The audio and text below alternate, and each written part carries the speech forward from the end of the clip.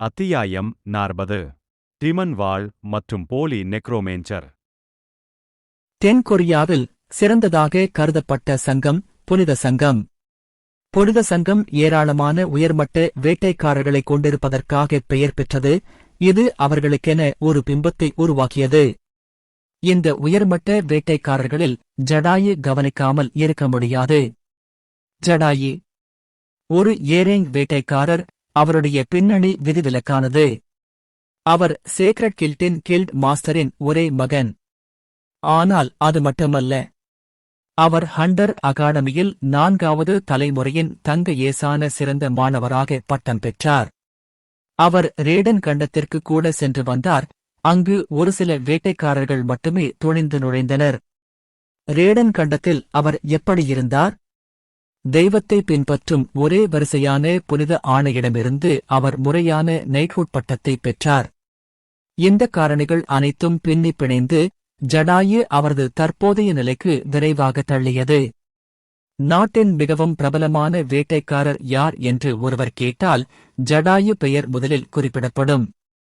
இருப்பினும் எல்லாவற்றின் மையத்திலும் இருந்த ஜடாயு எல்லாவற்றையும் சாதாரணமாக கண்டார். அது மிகவும் சலிப்பாக இருந்தது.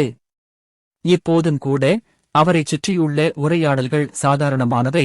சமீபத்தில் பீனிக்ஸ் கில்டின் தலைவரின் மகன் எந்த அதிகாரப்பூர்வ விழாக்களிலும் காணப்படவில்லை.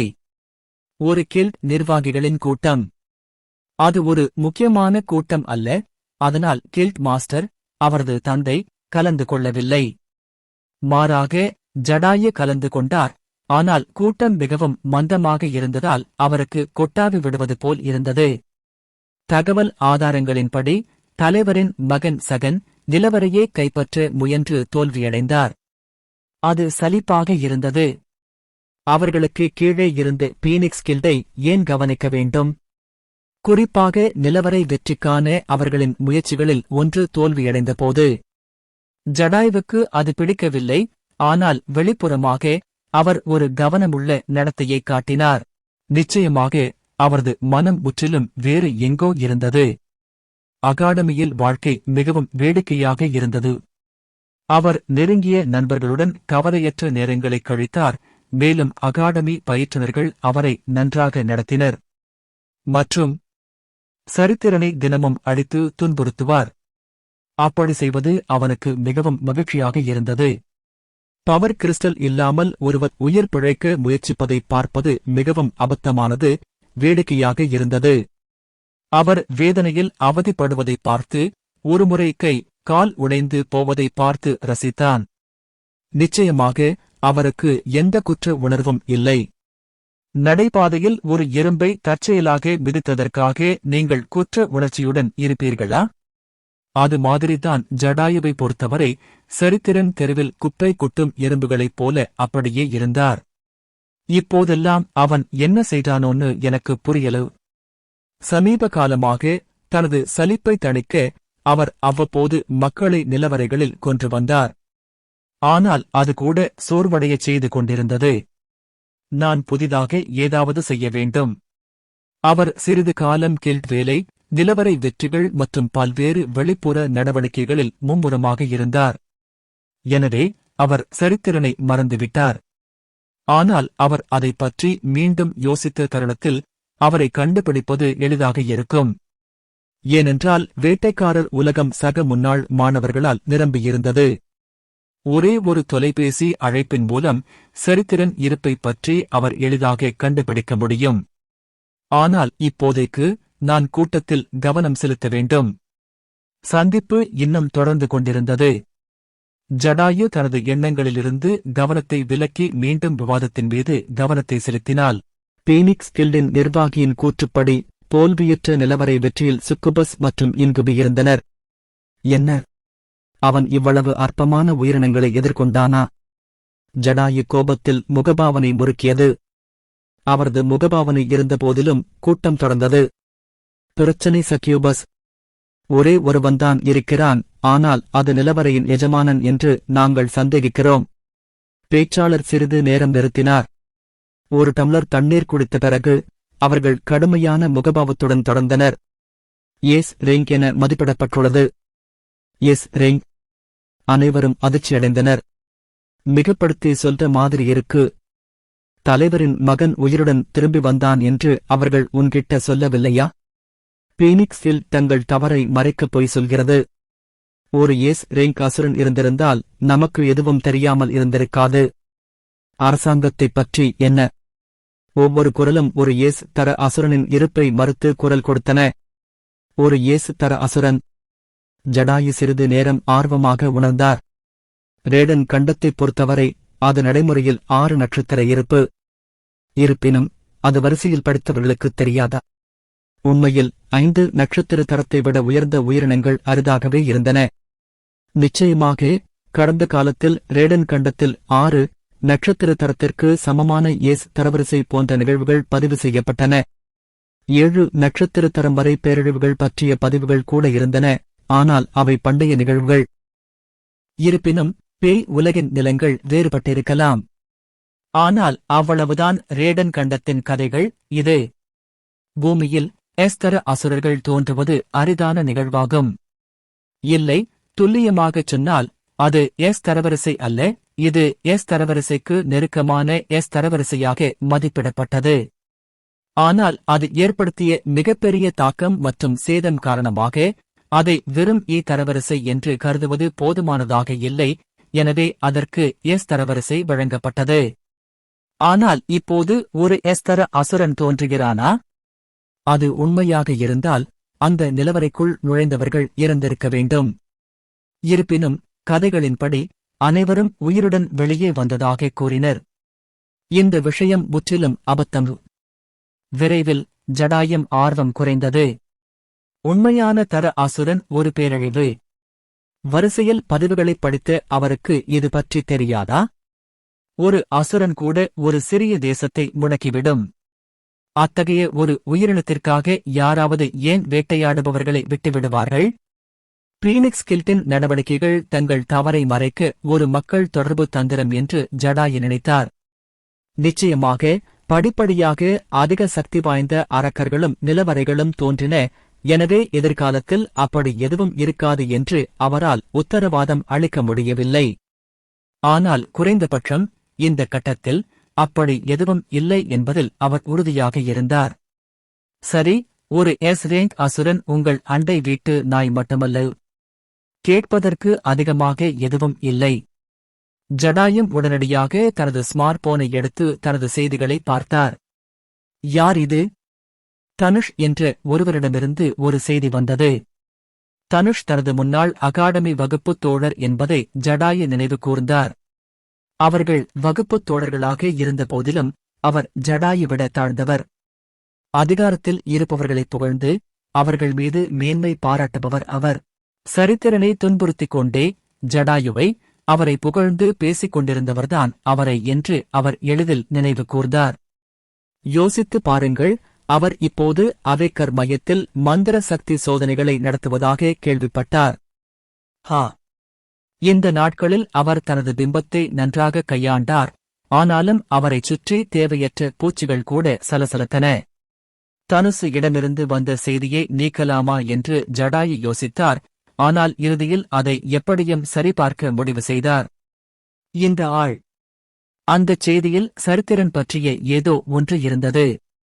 உள்ளடக்கம் மிகவும் சுவாரஸ்யமாக இருந்தது. அவருக்கு அவளுக்கும் சிஸ்டம் ஆக்டிவேட் ஆயிருச்சா? மேலும் நெக்ரோமேன்சர் திறமை கூட இருக்கிறதா? அவ்வளவுதான் அந்தச் செய்தியில் எழுதப்பட்டிருந்தது. அவனால் ஒரே ஒரு எலும்புக்கூட்டை மட்டுமே வரவழைக்க முடிந்தாலும் திறன்களை பொறுத்தவரை அவன் ஒரு புழுவை தவிர வேறில்லை. இருப்பினும் சரித்திரனுக்கு ஒரு பவர் கிறிஸ்டல் கிடைத்ததாக குறிப்பிடப்பட்டதை ஜடாயு கவனித்தார். அது எப்படி நடந்தது? அவர் ஆர்வமாக உணர்ந்தார். அப்படியானால் நான் இந்த தனுஷை சந்திக்க வேண்டும். அது ஒரு பழைய பொம்மையைப் போல உணர்ந்தது. அது புதியதாக மாற்றப்பட்டது. இப்போது ஜடாயு அதைப் போலவே உற்சாகமாக இருந்தார். அதிகமான வேலைகளை சீக்கிரம் முடிப்போம். மீண்டும் ஒருமுறை சரித்திரன் என்ற பொம்மையுடன் விளையாடும் எண்ணம் அவரது உற்சாகத்தை தூண்டியது. மறுபுறம் டைகர், சீக்கிரம் வீட்டுக்கு வா. கொஞ்சம் நூடுல்ஸ் செஞ்சு பாருங்க. என் அருகில் இருந்த எலும்புக்கூடு வீரர்களில் ஒருவர் தலையசைத்தார். அது பூமியில் 1- நட்சத்திர அசுரனான கிரேடு என வகைப்படுத்தப்பட்டிருந்தாலும் அதற்கு அதன் பயன்பாடுகள் இருந்தன, அதனால் நான் அதை என்னுடனேயே வைத்திருந்தேன். நான் அதற்கு டைகர் என்ற பெயரைக் கூட வைத்தேன். இப்போது நான் அவேகிங் மையத்திலிருந்து திரும்பி வந்து கொண்டிருந்தேன். டைகர் போன்ற ஒரு அரக்கனை வைத்திருக்க விரும்பினால் அதை புகாரளிக்க வேண்டியிருந்ததால் நான் அங்கு செல்ல வேண்டியிருந்தது. இதன் விளைவாக ஒரு நெக்ரோமேன்சர் என்பதற்கான ஆதாரத்தை வெற்றிகரமாக பெற முடிந்தது. ஒரே ஒரு விஷயம்தான் இருந்தது, இயற்கையாகவே ஊழியர்களின் முன்னிலையில் அதை சமனின் செய்யவோ அல்லது நிராகரிக்கவோ என்னால் முடியவில்லை.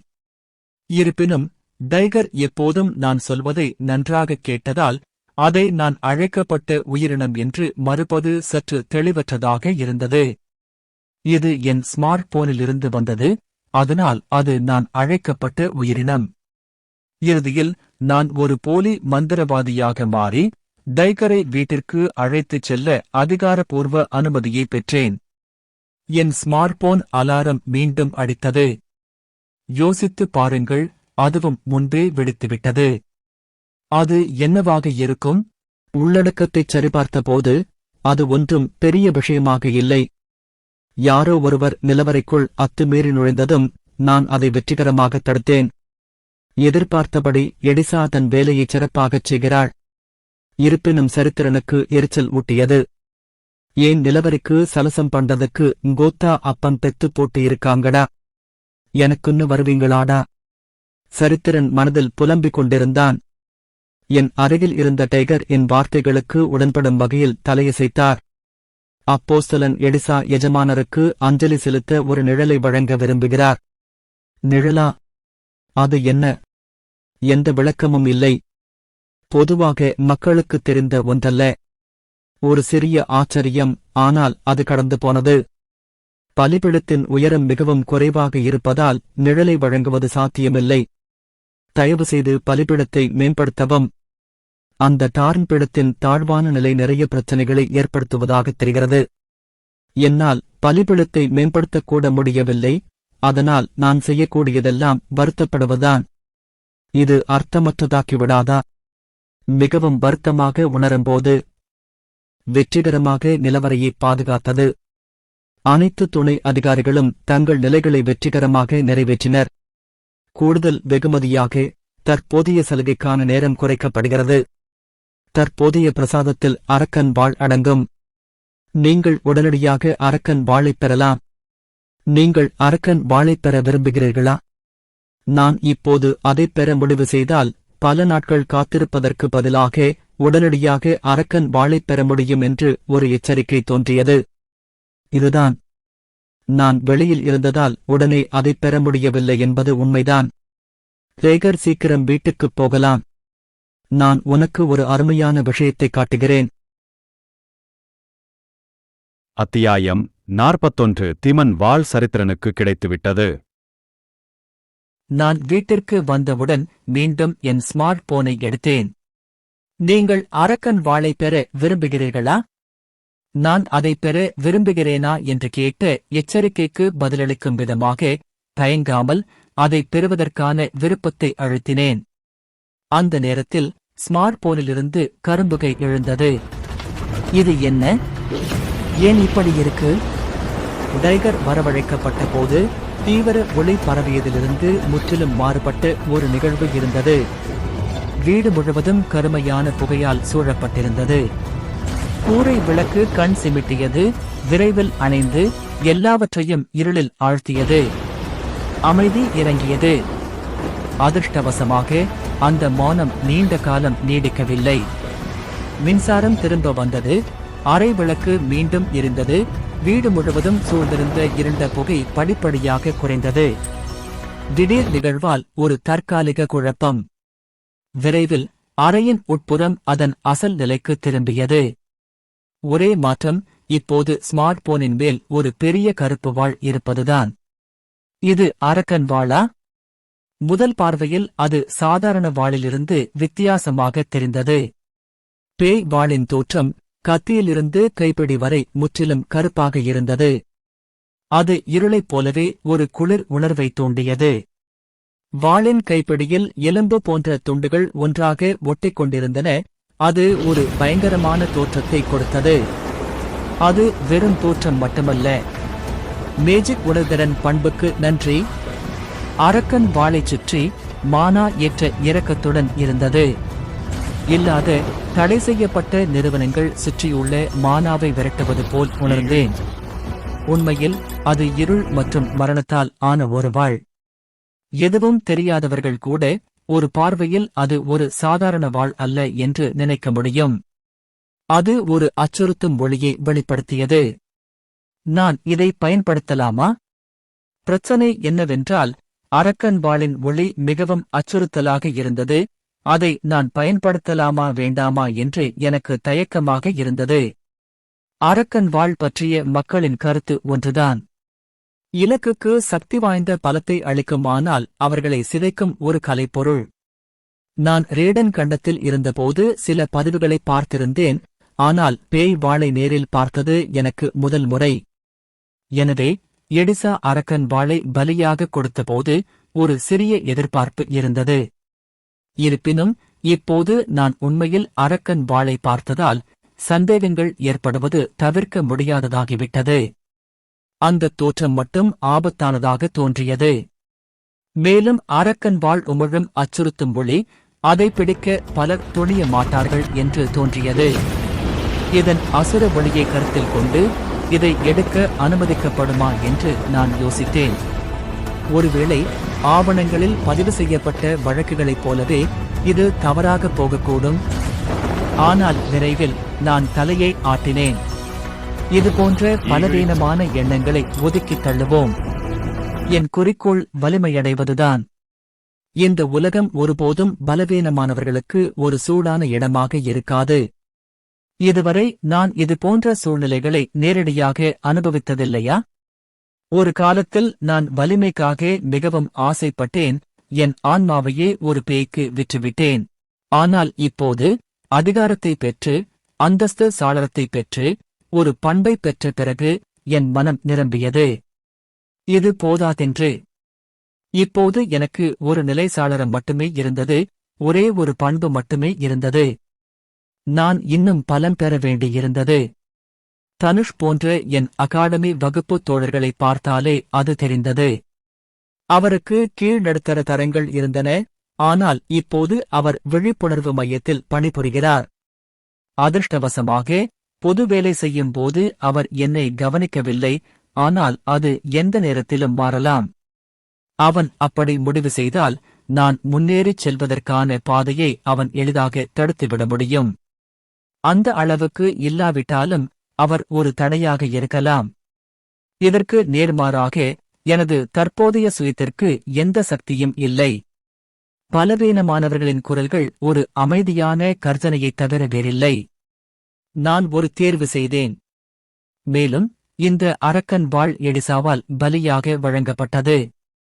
இதுவரை எனக்கு பயனளிக்கும் விஷயங்களை எடிசா தியாகம் செய்திருந்தாள். நான் எடிசாவை அவ்வளவு நம்பினேன். நான் முடிவு செய்தவுடன் அரக்கன் வாளை தூக்கினேன். என்னைச் சுற்றியிருந்த மானா நடுங்கத் தொடங்கியது. மீண்டும் கரும்புகை என் கையை சுற்றி வந்து மறைந்தது. ஆனால் அவ்வளவுதான். சொல்லப்போனால் எந்த மாற்றமும் இல்லை. ஆனால் இப்போது அரக்கன் வாள் என் கையில் இருந்தது. ஒருவேளை நான் வாளை உருவ வேண்டுமா? இந்த முறை நான் தயங்கவில்லை. மெதுவாக நான் அரக்கன் வாளை அதன் உறையிலிருந்து வெளியே எடுத்தேன். மீண்டும் கருமையான புகை வெளிப்பட்டது. என் உடலில் கூச்ச உணர்வு ஏற்பட்டது. பேய் வாள்களின் கத்தியின் ஒவ்வொரு தோற்றத்துடனும் என் கையில் மின்சாரம் பாய்வது போன்ற ஒரு கூச்ச உணர்வு ஏற்பட்டது. இருப்பினும் நான் அதை தாங்கிக் கொண்டேன்.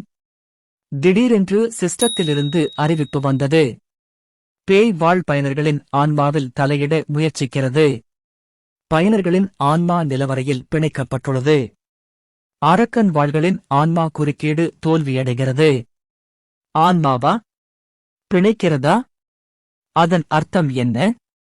என் கண்களுக்கு முன்பாக வாக்கியங்கள் தோன்றினாலும் இப்போது கவனம் செலுத்த வேண்டிய நேரம் இதுவல்ல. நான் வலியை தாங்கிக் கொண்டு என் பலத்தைச் செலுத்தினேன்.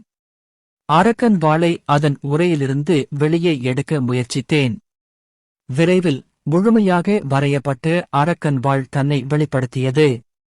அதே நேரத்தில் கூச்ச உணர்வு வலி முற்றிலும் மறைந்துவிட்டது. இது அரக்கன் வாளா? அரக்கன் வாள் அதன் உரையிலிருந்து வெளிப்பட்டது. அந்த கத்தி இருளை உமிழ்ந்து கருப்பு நிறத்தில் மின்னியது. அதே நேரத்தில் மேற்பரப்பில் இரத்த நாளங்களைப் போல சிவப்பு கோடுகள் பதிந்திருந்தன. ஒட்டுமொத்த தோற்றம் இன்னும் கொடூரமாக மாறியது. யாராவது இந்த வாளை பார்த்தால் மரணத்தின் அறிகுறி என்று நினைப்பார்கள். ஆனால் எனக்கு சக்தி தேவைப்பட்டது.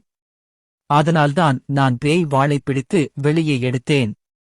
பிரச்சனை என்னவென்றால், ஏன் எதுவும் நடக்கல?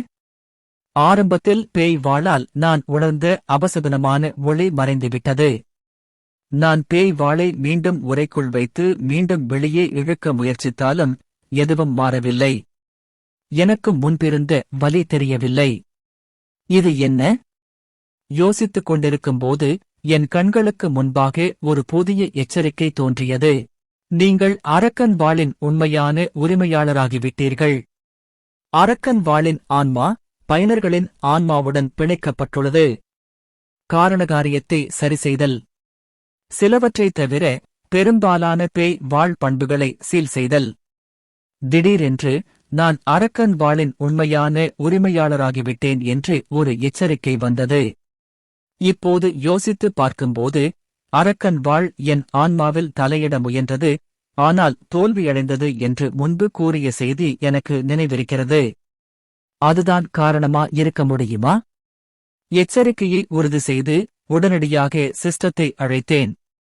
எனக்கு முன்னால் விரிந்த சிஸ்டம் பல மாற்றங்களைக் காட்டியது. சரித்திறன், பண்புகள், மாய உணர்திறன் கிரேடு. அரக்கன் வாளின் உரிமையாளர் எஸ். அடிப்படை தகவல். உடல்நலம் C+. தாக்குதல் P கிரேடு. பாதுகாப்பு C கிரேடு. மேஜி A+ grade. தெய்வீக சக்தி F கிரேடு. திறன்கள். மாவீரர்கள் உறுதிமொழி. தெய்வங்களின் குணப்படுத்துதல் F கிரேடு. முதலாவதாக எனது புள்ளிவிவரங்கள் மாறிவிட்டன. நான் முதலில் சிஸ்டத்தை பெற்றபோது எல்லா புள்ளிவிவரங்களும் F தரவரிசையில் இருந்தன. நிலைகளில் சிறிது அதிகரிப்பு இருந்தபோதிலும் புள்ளிவிவரங்கள் F தரவரிசையைத் தாண்டி நகரவில்லை. மேஜிக் உணர்திறன் பண்பை பெற்ற பிறகு மானாபி தரவரிசைக்கு அதிகரித்ததைத் தவிர மற்ற புள்ளிவிவரங்கள் மோசமாகவே இருந்தன. இப்போது அரக்க வாளை பெற்றதன் மூலம் எனது அனைத்து பண்புகளும் மீண்டும் அதிகரித்துள்ளன. F தரவரிசையில் இருந்து உயிர்சக்தி, தாக்குதல் சக்தி மற்றும் தற்காப்பு ஆகியவை பல நிலைகளில் உயர்ந்துள்ளன. மேஜிக் உணர்திறன் பண்பின் காரணமாக B தரவரிசையில் இருந்த மானா A+க்கு அதிகரித்துள்ளது. இருப்பினும் தெய்வீக சக்தி விதிவிலக்காக இருந்து அதன் F தரவரிசையை தக்க வைத்துக் கொண்டது. இது அரக்கன் வாளின் சக்தியா? S-ரேங்க் தரவரிசை பண்பு, அரக்கன் வாளின் உரிமையாளர் மற்றும் முன்னர் தனித்துவமான திறன் பட்டியல் கூட மாற்றங்களுக்கு உள்ளாகியுள்ளன. குறிப்பாக மாவீரர்களின் சத்தியம். ஒரு அற்புதமான S-தர திறமை. பெயரைப் பார்த்தாலே எனக்கு புரியவில்லை. நைட்ஸ் சத்தியம் என்ற திறமையைப் பற்றி நான் இதற்கு முன்பு கேள்விப்பட்டதே இல்லை. உடனடியாக திறன் விளக்கத்தை சரிபார்த்தேன். மாவீரர்கள் சத்தியம் S. சோகஸ்மெலி பேய் வாளின் உண்மையான உரிமையாளர் ஒரு விசுவாசமான துணை அதிகாரிக்கு நைட்ஹுட்டுடன் பேய் வாளை வழங்குகிறார். நைட்ஹுட் மற்றும் பேய் வாள் வழங்கப்பட்ட நிறுவனம் அவர்கள் இறக்கும் வரை இந்த திறமையை பயன்படுத்த முடியாது. முதல் பார்வையில் இந்த விளக்கம் சற்று தெளிவற்றதாக தோன்றியது. நிச்சயமாக ஒரு அசாதாரண தரத்தின் S-ரேங்க் திறமையாக இருப்பதால் அதை புறக்கணிக்க முடியாது. ஆனால் நான் ஏன் அரக்கன் வாளை பயன்படுத்த முடியாது? நான் வேறொருவருக்கு அரக்க வாளை கொடுத்தால் அதன் அர்த்தம் நான் அரக்க வாளை பயன்படுத்த முடியாது என்பதாகும். அரக்க வாளின் உரிமையாளரால் அரக்க வாளை அசைக்கக்கூட முடியாது. நான் அரக்கன் வாளை உயர்த்தி காற்றில் வீசினேன். யோசித்துப் பாருங்கள், நான் கடந்த காலத்தில் சில முறை வாளை பயிற்சி செய்திருக்கிறேன். எனக்கு ஒரு சிஸ்டம் இல்லாமல் நான் இன்னும் அப்படி பயிற்சியில் ஈடுபட்டிருந்தேன். நிச்சயமாக விளைவு தெளிவாக இருந்தது. நான் எவ்வளவுதான் வாளை சுழற்றினாலும் வாள் தொடர்பான குணாதிசயங்கள் அல்லது திறன்களைக் கொண்டவர்களை என்னால் ஒருபோதும் எட்ட முடியவில்லை. அந்த நேரத்தில் யாராவது சிறந்த திறன்களைக் கொண்டிருந்தாலும் வாள் தொடர்பான பண்புகளைக் கொண்ட ஒருவர் பயிற்சி பெற்றிருந்தால் எதிர்பாராத தலைகீழ் மாற்றம் ஏற்படும் வரை இடைவெளி படிப்படியாக குறைந்தது. நிச்சயமாக அப்போது எனக்கு எதுவும் இல்லை, எனவே அது வெறும் பயிற்சி வடிவம் மட்டுமே. ஆனால் இப்போது நான் ஒரு நிலை சாளரத்தையும் நிரம்பி வழியும் பண்புகளையும் கொண்ட ஒரு சூழ்நிலையில் என்னைக் கண்டேன். நான் அரக்க வாளை பயன்படுத்த வேண்டியது அவசியமா? இந்த குழப்பத்திற்கான பதில் தெளிவாக இல்லை. நான் அருகில் உள்ள டைகரை பார்த்தேன். டைகர், இங்கே வா. அந்த திறமை எதை பற்றியது என்று சோதித்துப் பார்ப்பது நல்லது என்று தோன்றியது. முடிவுகள் எதிர்பார்ப்புகளை பூர்த்தி செய்யவில்லை என்றால் நான் பேய் வாளை மீண்டும் பெற முடியும்.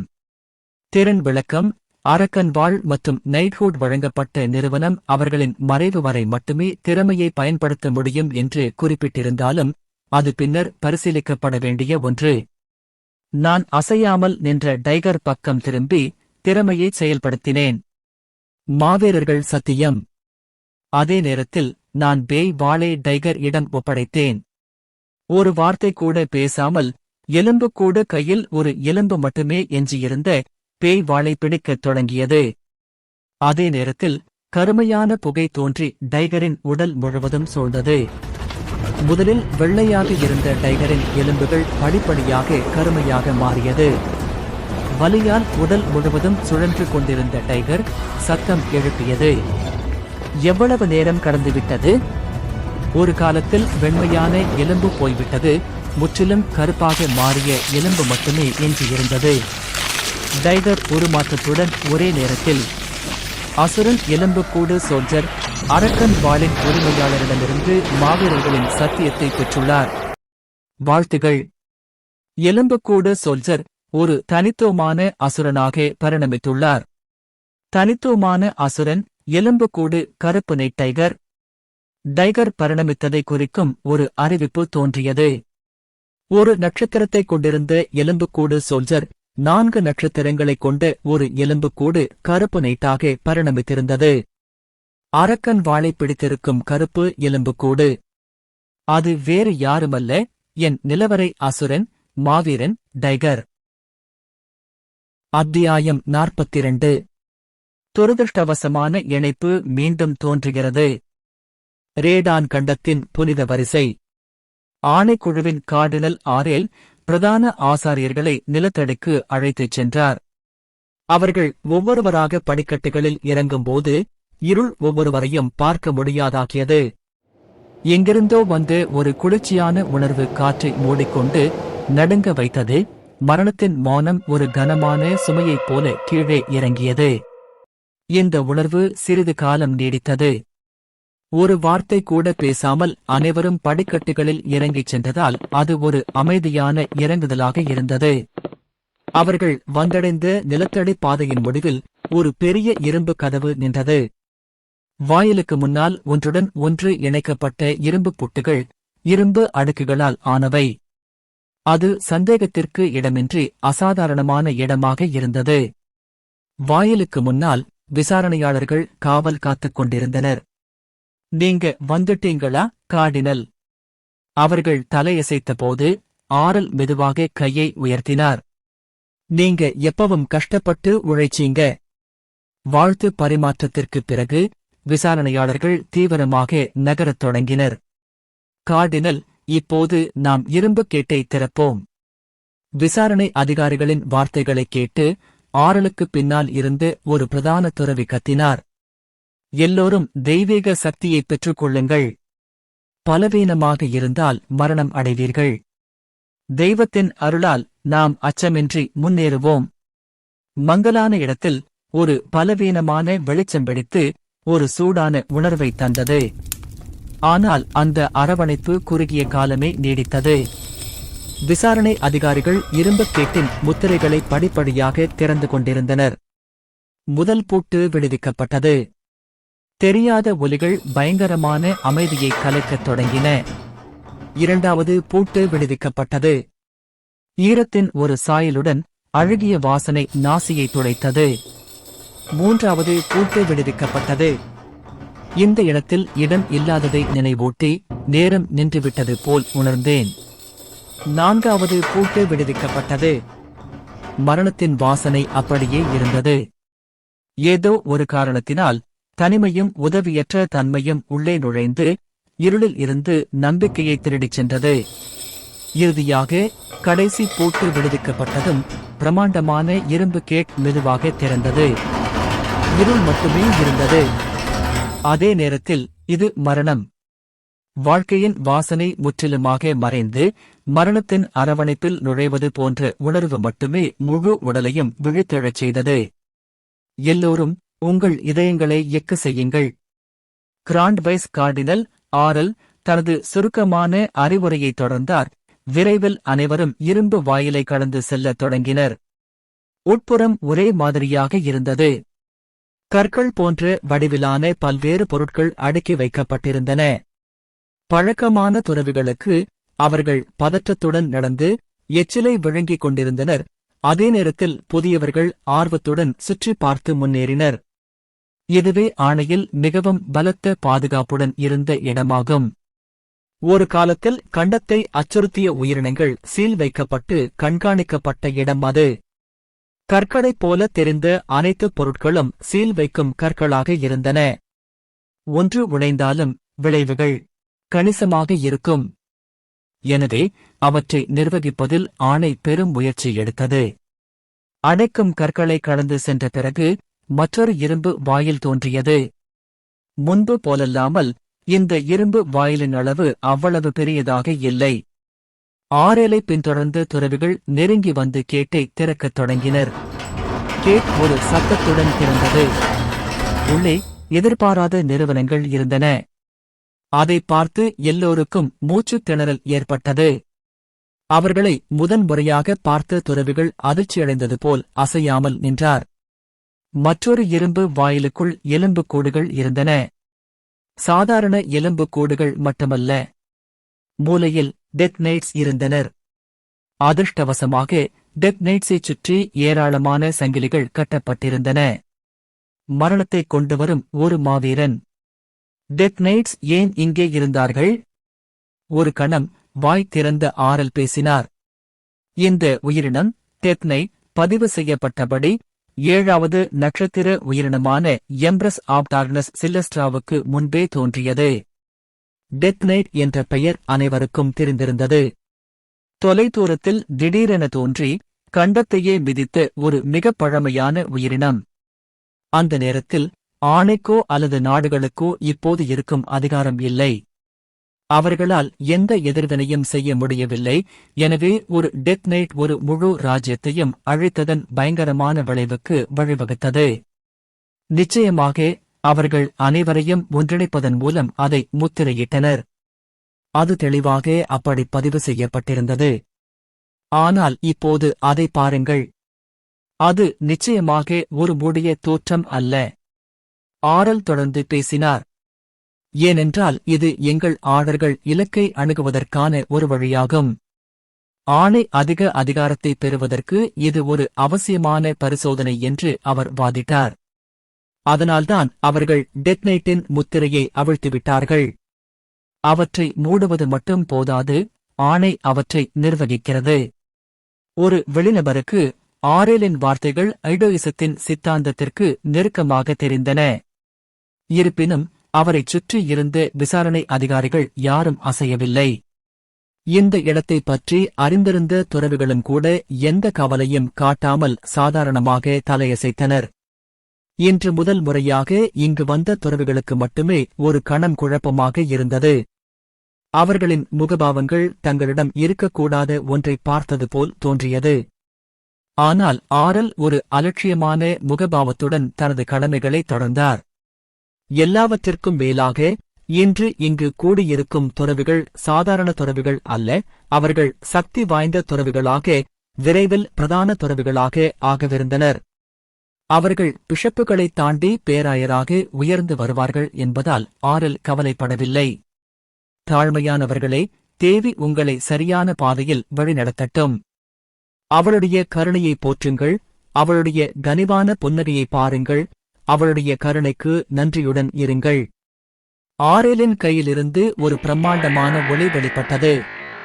அதே நேரத்தில் 1வது மற்றும் 2வது நட்சத்திர எலும்புக்கூடுகள் நகர்ந்தன. எலும்புக்கூடு மாவீரர்களே! 3வது நட்சத்திர எலும்புக்கூடு மாவீரர்கள் கூட ஆரேலின் வார்த்தைகளுக்கு ஏற்ப நகரத் தொடங்கினர். ஆனால் அவ்வளவுதான். 4வது நட்சத்திர எலும்புக்கூடு கருப்பு நைட் மற்றும் மிக முக்கியமாக இலக்கு 5வது நட்சத்திரப்படையான டெத் நைட் அசையாமல் இருந்தன. அதற்கு பதிலாக டெத் நைட் சங்கிலிகளிலிருந்து விடுபட தனது முழு பலத்தையும் செலுத்தியது. இன்னும் இல்லை. ஆரல் சுருக்கமாக பெருமூச்சு விட்டபடி தனது நாக்கை அழுத்தினார். பிளாக் நைட்டை அவர்கள் ஆணையின் கைப்பாவையாக கட்டுப்படுத்த முடிந்தால் அவர்கள் மகத்தான சக்தியை பெறுவார்கள். கருட ராஜ்யத்தை கைப்பற்றும் குறிக்கோளுடன் கூடிய ஒரு ஆணையாக அத்தகைய சக்தியை கொண்டிருப்பது அவசியம். டெத் நைட்டை என்னால் கட்டுப்படுத்த முடிந்தால் கையாளும் சக்தி இன்னும் முழுமையடையவில்லை. மற்ற அரக்கர்களுடன் ஒப்பிடும்போது அவற்றின் குறைந்த புத்திசாலித்தனம் காரணமாக குறைந்த இறக்காத உயிரினங்களுக்கு இது சாத்தியமாகலாம்.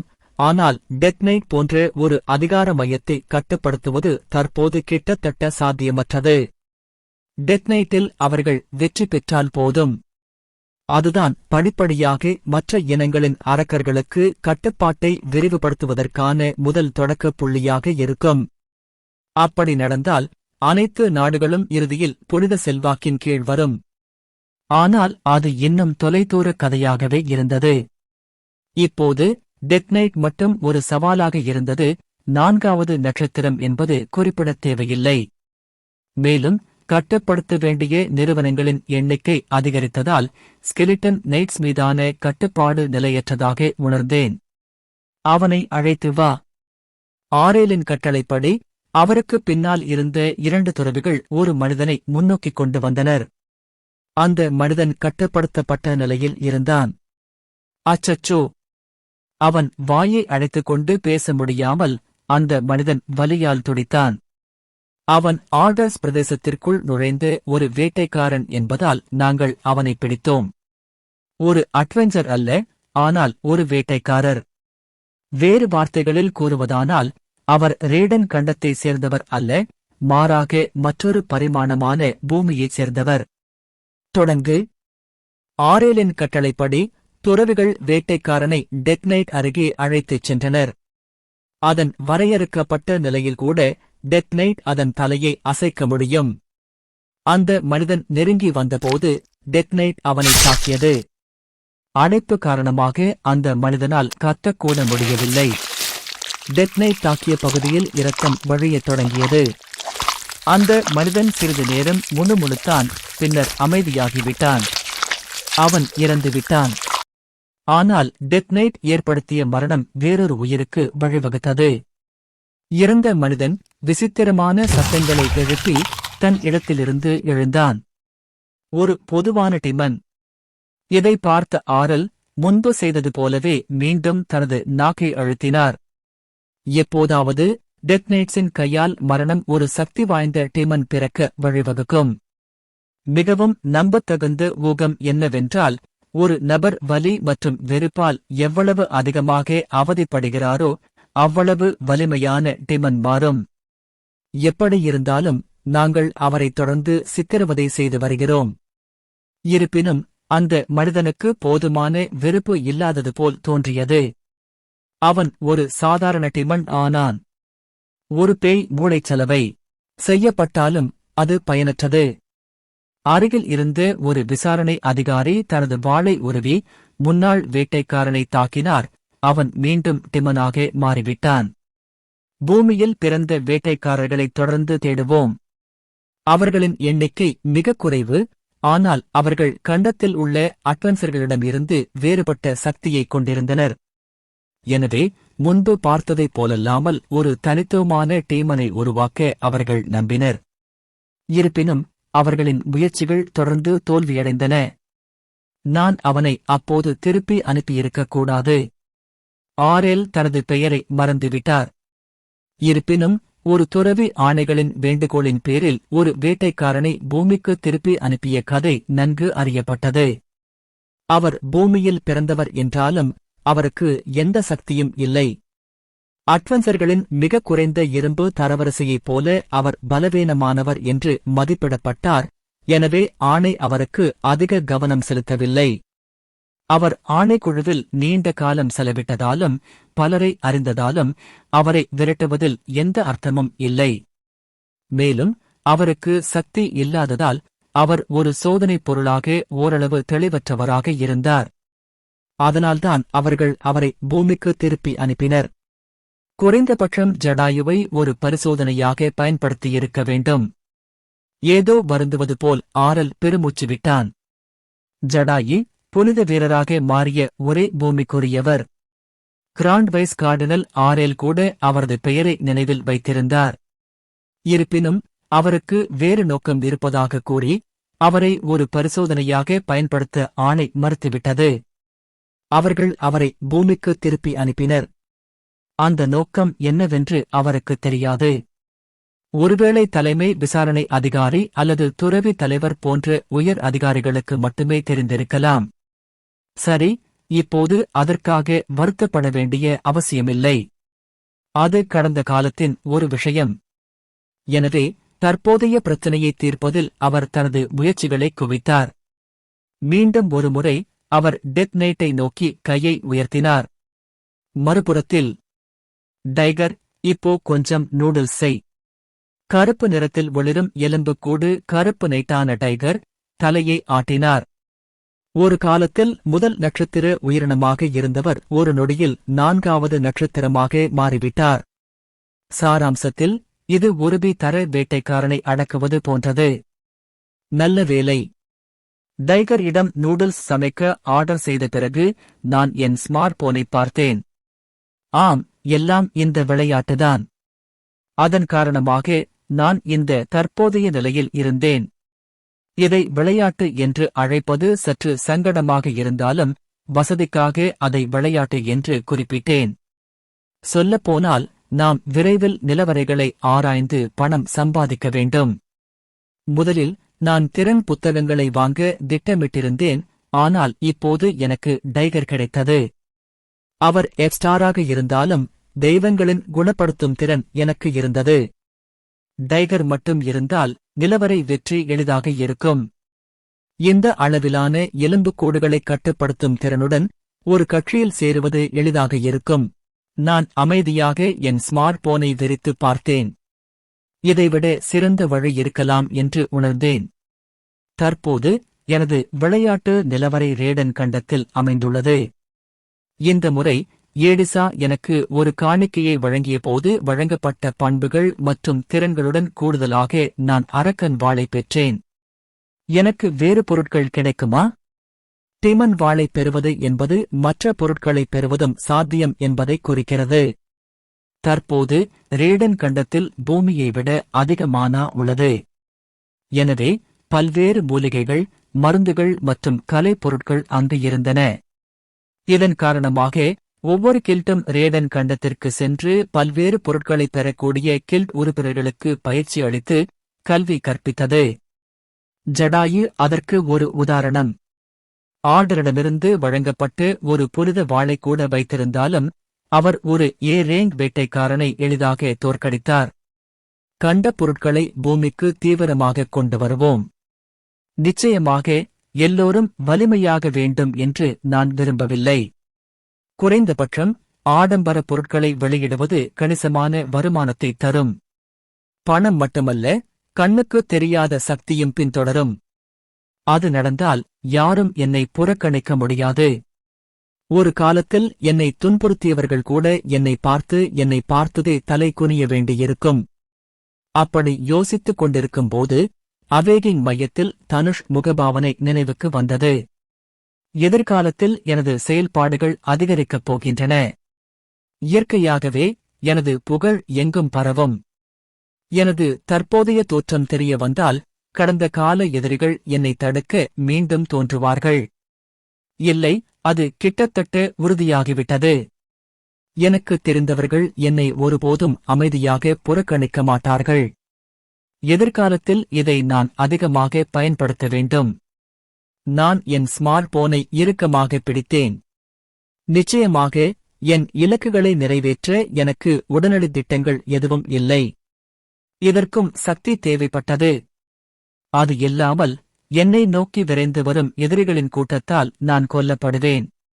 அதில் முக்கிய நபர்களாக இருப்பது ஜடாயு, தனுஷ். ஆனால் என்னை கொஞ்சம் தயார் செய்வோம். தனுஷ். அவர் ஹண்டர் அகாடமியில் 4வது தொகுப்பாக பட்டம் பெற்றார். தற்போது அவேக்கர் மையத்தில் பணிபுரிகிறார். அகாடமியில் பட்டம் பெற்ற போதிலும் அவரது தரங்கள் நடுத்தர முதல் கீழ் வரையிலான தரங்களாக இருந்தன. மேலும் அவர் சேர விரும்பிய அனைத்து கில்டுகளும் நன்கு அறியப்பட்ட உயர்மட்ட குழுக்களாக இருந்தன. அந்த குழுக்களில் ஒன்றில் நுழைவது அவர் தனது திறமைகளை வெளிப்படுத்தவும் கொடுமைப்படுத்துதலில் ஈடுபடவும் அனுமதிக்கும்.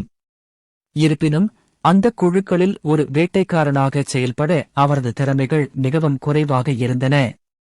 அரசாங்கத்துடன் இணைந்த வேட்டைக்காரனாக அதிகாரத்துடன் மாறுவது இன்னும் சாத்தியமற்ற காரியமாக இருந்தது. ஆரம்பத்திலிருந்தே அவருக்கு கிடைத்த தேர்வுகளில் சிறிய கில்டுகள் சேர்க்கப்படவில்லை. மேலும் அவரது பெருமை அதை அனுமதிக்கவில்லை. இறுதியில் அவர் அரசாங்கத்துடன் இணைந்த வேட்டைக்காரராக மாறத் தேர்ந்தெடுத்தார். தற்போதைய அவேக்கனர் மையத்தில் பணிச்சுமை சமாளிக்கக்கூடியதாக இருக்கலாம். ஆனால் அது பாதுகாப்பானது. எல்லாவற்றிற்கும் மேலாக அவர் கொடுமைப்படுத்துதலில் ஈடுபடலாம். நிச்சயமாக. ஐயோ, நீங்க தெய்வீக சங்கத்தோடு தொடர்புடைய ஒரு வேட்டைக்காரர். தயவுசெய்து இந்த வழியாவா. தன்னைவிட பதவியில் தாழ்ந்தவர்களை மட்டுமே அவனால் கொடுமைப்படுத்த முடியும். ஆனாலும் அது மட்டும் ஏதோ ஒன்றை குறிக்கிறது. அவர் ஒரு சிறிய குழுவில் சேர்ந்திருந்தால் அவர் தலை குனிந்திருப்பார். தனுஷ் தனது தற்போதைய நிலையில் திருப்தி அடைந்தார். சொல்லப்போனால் ஏதாவது சுவாரஸ்யமான விஷயம் நடக்கிறதா? ஒருமுறை அவரது அகாடமி சகாவான சரித்திரன் இங்கு ஆற்றல் சோதனைகளை நடத்தினார். பவர் கிறிஸ்டல் இல்லாமல் சரித்திரன் எப்போதும் அகாடமியில் கடைசி இடத்தில் தரவரிசைப்படுத்தப்பட்டார். அவரை இங்கே பார்த்ததும் தனுஷ் ஒரு மேன்மையான உணர்வை உணர்ந்தார். ஆனால் பின்னர் திடீரென சரித்திரன் ஒரு அந்தஸ்து வாய்ப்பை பெற்றார். சரித்திரன் ஒரு சுமை தூக்கும் தொழிலாளியாக வேலை செய்து வந்தார் என்பது அவருக்கு தெரியும். அவர் எங்காவது இறந்து விடுவார் என்று அவர் ஒருபோதும் எதிர்பார்க்கவில்லை. ஒரு பவர் கிறிஸ்டல் பெறுவது ஒருபுறம் இருக்கட்டும். ஆனாலும் தனுஷ் அதிக கவனம் செலுத்தவில்லை. ஒருவருக்கு அந்தஸ்து சாளரம் கிடைத்ததால் எல்லோரும் வலிமையானவர்களாகிவிட்டார்கள் என்று அர்த்தமல்ல. பைத்தியக்காரன். ஸ்டேட்டஸ் விண்டோவை பெறுவது முடிவல்ல. அப்படியானால் எல்லோரும் பி ரேங்கள் அல்லது ஏ ரேங்கள் போன்ற உயர் ரேங்க் வேட்டைக்காரர்களாக வேகமாக இருப்பார்கள். தனுஷ் கேலி செய்தார். அந்தஸ்து சிஸ்டத்தை பெற்ற சரித்திரன் மேஜிக் சோதனையின் போது எஃப் தரவரிசையை பெற்றார். அகாடமியில் பட்டம் பெற்றவர்கள் தானாகவே குறைந்தபட்சம் பி தரவரிசைக்கு உயர்த்தப்பட்டனர். அதாவது அவர்களின் 4 வருட முயற்சியை அங்கீகரித்து அவர்களை உயர்மட்ட திறமையாளர்களாக அங்கீகரிப்பதாகும். இருப்பினும் அகாடமியில் பட்டம் பெற்ற சரித்திரனுக்கு மாய சோதனைக்கு பிறகும் கூட சிஸ்டம் இல்லை. அவன் நம்ப முடியாத அளவுக்கு முட்டாள் இல்லையா? என்ன? தனுஷ் தற்செயலான முணுமுணுப்புக்கு அவருக்கு அடுத்த ஜூனியர் பதிலளித்தார். ஓ, அது என்னுடன் பேசிக் கொண்டிருந்தது. தெளிவற்ற முறையில் முணுமுணுத்த பிறகு அவர் சுற்றும் முற்றும் பார்த்தார். ஆமா? தனுஷ் வெளிப்பாடு ஆச்சரியத்தைக் காட்டியது. மையத்திற்கு ஒரு பரிச்சயமான முகம் வந்திருந்தது. அது சரித்திரன் நீயா? அவன் ஏன் மறுபடியும் இங்கே வருகிறான்? மாயச்சோதனை நடந்து அதிக நாட்கள் ஆகவில்லை. ஆனால் ஏன்? தனுஷ் சரித்திரனை முறைத்து பார்த்தார். பின்னர் அவர் ஒரு குறிப்பிடத்தக்க வித்தியாசத்தை கவனித்தார். ஒரு எலும்புக்கூடு, ஒரு வெள்ளை எலும்புக்கூடு. அந்த எலும்புக்கூடு சரித்திரனை பின்தொடர்ந்து வந்தது. சரித்திரன் மற்ற ஊழியர்களுடன் பேசிக் கொண்டிருந்தார். சிறிது நேரத்திற்குப் பிறகு சரித்திரன் மீண்டும் மையத்திற்கு வெளியே சென்றார். தனுஷ் ஆர்வமாக இருந்தார். என்ன நடந்தது? அதிர்ஷ்டவசமாக தனுஷ் தானே விழித்தெழு மையத்தில் பணிபுரிந்தார். அவர் உடனடியாக சரித்திரன் தகவல்களை சரிபார்த்தார். அங்கே அவர் அதிர்ச்சியூட்டும் வார்த்தைகளைக் கண்டார். சரித்திரன் ஒரு மந்திரவாதியா? அது சரிதான், சரித்திரன் ஒரு மந்திரவாதி. அவர் முதல் நட்சத்திர எலும்புக்கூடுகளை மட்டுமே வரவழைக்க முடியும் என்று குறிப்பிடப்பட்டிருந்தாலும் அது இன்னும் அதிர்ச்சியூட்டும் திறமையாகவே இருந்தது. அது சந்தேகத்திற்கு இடமின்றி குறிப்பிட்ட மதிப்பு இல்லாத ஒரு திறமைதான். ஆனால் தனுஷ் கிட்டத்தட்ட அதிர்ச்சியடைந்தார். சமீபத்தில் சிஸ்டம் பெற்ற சரித்திரன் ஒரு நெக்ரோமேன்சராக மாறிவிட்டார். அதன் பிறகு எவ்வளவு நேரம் கடந்துவிட்டது? அவனால் எட்டிப் பிடிக்க முடியுமா? அவன் எப்போதும் தனக்கு பின்னால் இருக்கும் வேண்டுமென்று நினைத்திருந்தான். ஆனால் இப்போது அவனை நெருங்கி பின்தொடர்ந்து கொண்டிருந்தது. தனுஷ் பதட்டமாக இருந்தார். அந்த நபருக்கு கீழே இருந்து மேலே வருவதை அவனால் ஏற்றுக்கொள்ள முடியவில்லை. எனவே தனுஷ் ஒரு தேர்வு செய்தார். அவர் தனது ஸ்மார்ட் போனில் ஜடாயுவை தொடர்பை கண்டுபிடித்து அவருக்கு ஒரு குறுஞ்செய்தி அனுப்பினார். சரித்திரன் அவர்களின் அகாடமி நாட்களில் மிகவும் துன்புறுத்திய நபர் வேறு யாருமல்ல, ஜடாயுதான். அதனால்தான் ஜடாதுவை எதிர்பார்ப்புகள் இருந்தன. நிச்சயமாக சில எதிர்வினைகள் வரும். உண்மையில் சிறிது நேரத்திற்குப் பிறகு அவருக்கு ஜடாயுவிடமிருந்து ஒரு செய்தி வந்தது. எதிர்பார்த்தபடி தனுஷ் தீய எண்ணத்துடன் சிரித்தார். ஜடாயி, இவரும் ஒரு நல்லவர்கள் இல்லை. சரித்திர மீண்டும் துன்புறுத்த வேண்டிய நேரம் இது.